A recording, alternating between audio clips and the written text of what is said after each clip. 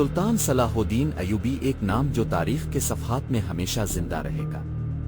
یہ کہانی ہے ایک ایسے عظیم انسان کی جس کی بہادری، ایمانداری اور حکمت عملی نے تاریخ کا رخ موڑ دیا۔ یہ کہانی ہے سلطان صلاح الدین ایوبی کی، جنہوں نے نہ صرف صلیبی جنگوں میں مسلمانوں کی قیادت کی بلکہ اپنی انسان دوستی اور عدل و انصاف سے دوست اور دشمن سب کے دل جیت لیے۔ صلاح الدین ایوبی 1137 عیسوی میں تکریت، عراق میں پیدا ہوئے۔ ان کا اصل نام یوسف تھا، لیکن بعد میں تاریخ نے انہیں صلاح الدین یعنی دین کا محافظ کے نام سے یاد کیا۔ ان کے والد نجم الدین ایوب اور چچا شیرکوے دونوں ہی فوجی جرنیل تھے، اور انہوں نے صلاح الدین کی تربیت میں اہم کردار ادا کیا۔ صلاح الدین نے جوانی میں عسکری علوم اور جنگی حکمت عملیوں میں مہارت حاصل کی۔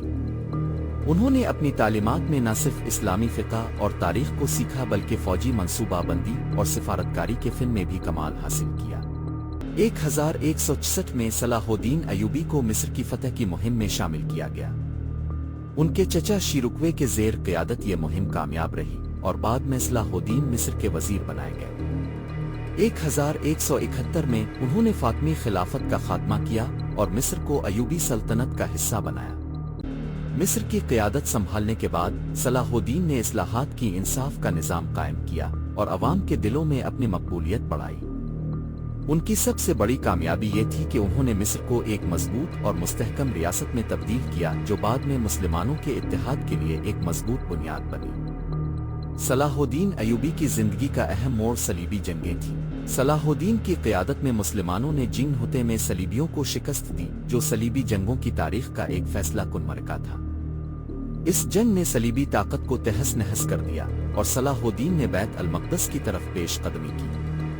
1187 میں صلاح الدین ایوبی نے بیت المقدس کو فتح کر لیا، لیکن ان کی انسان دوستی کا ایک روشن پہلو یہ تھا کہ انہوں نے شہر میں موجود عیسائیوں اور یہودیوں کو نہ صرف زندہ رہنے کی اجازت دی بلکہ ان کی حفاظت کا وعدہ بھی کیا۔